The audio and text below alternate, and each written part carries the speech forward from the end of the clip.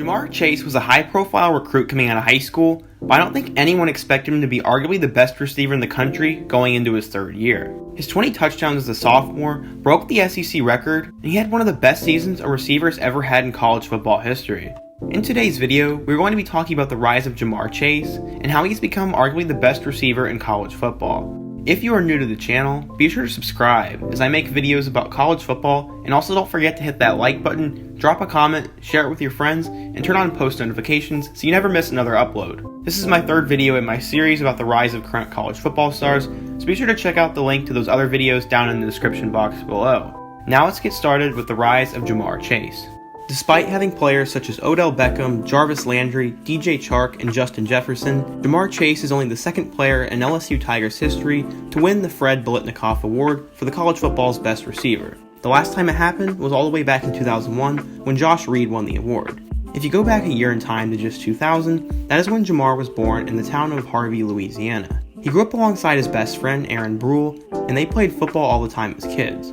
I bring up Brule because he is currently a defensive back for Mississippi State, and they get to play each other once a year. Once Chase got to Archbishop Rummel High School, he showed all his physical potential and dominated on the football field. By the time he became a senior, he was listed as a 4-star recruit, and schools from all around the country wanted him. Chase had one of the weirdest recruitments I'd ever seen. He was originally going to commit to Ole Miss, but he decided against the Rebels because the NCAA had recently hit them with sanctions after they violated recruiting rules during the Hugh Freeze era.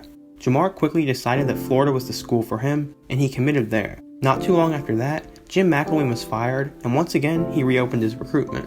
Now it's going to come down to TCU, Auburn, and LSU. He was originally set to announce his decision live on ESPN, and he was going to pick the Horned Frogs, but for some reason, the broadcast was canceled, and Chase rethought his decision. So now it's going to come down to Auburn and LSU. The night before he was set to commit, he went to bed with Auburn in his heart, but when he woke up, he knew LSU was the best school for him. From there, the rest is history, as he committed to Ed Orgeron. Some sites listed Chase as a 4-star recruit, but according to 24/7 Sports, the most reputable in my opinion, he was listed as a 5-star recruit, the number 4 wide receiver, and the 19th best player in the class of 2018. Ja'Marr joined a loaded LSU receiver class that included 5-star recruit Terrace Marshall and 4-star recruit Keenan Jones. For his high school career, he caught 115 passes for 2,152 yards and 30 touchdowns, while also becoming an all-state caliber long jumper.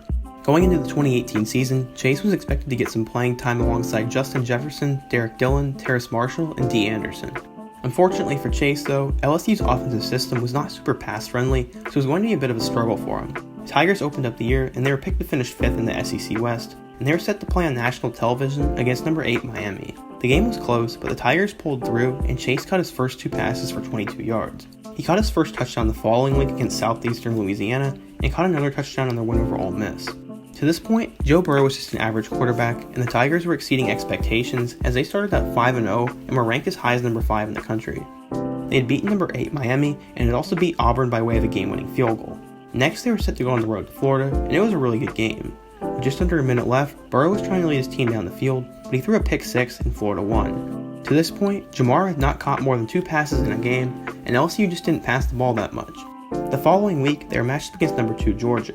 This was probably the best game LSU played in 2018, as they beat the Dogs 36-16.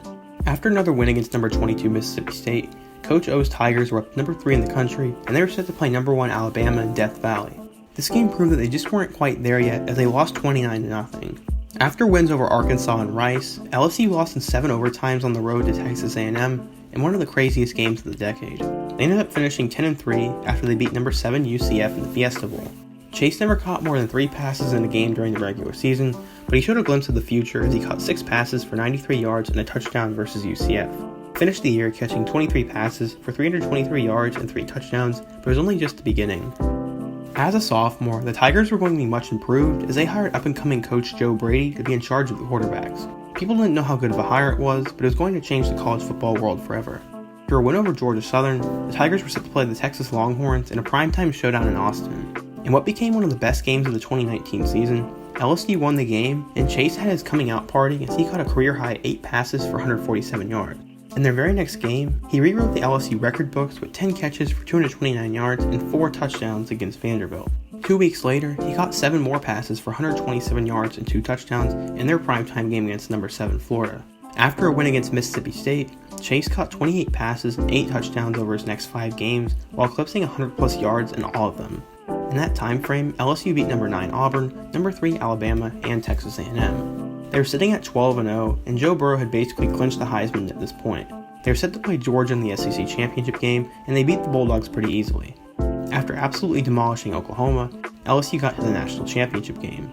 In that game, Chase caught 9 passes for 221 yards and 2 touchdowns to finish off one of the best seasons a wide receiver can have. He ended up catching 84 passes for 1,780 yards and an SEC record 20 touchdowns. He ended up winning the Blitnikoff Award and became a first-team All-American, as well as being named to the first-team All-SEC.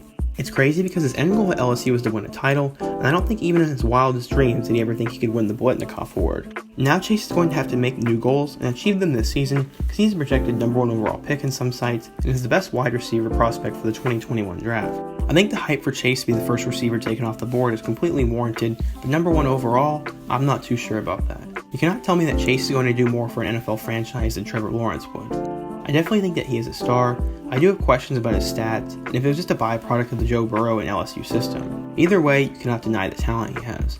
I hope you guys enjoyed today's video, and if you did, please be sure to hit that like button and leave a comment about what you think of Chase. I make videos about college football, so please be sure to subscribe, as I need your help to reach 2.5k subscribers by the end of June. Be sure to check out my playlist of other college football stars, and if you are still here, also check out these other cool videos I have selected for you to watch next. Until next time though, peace.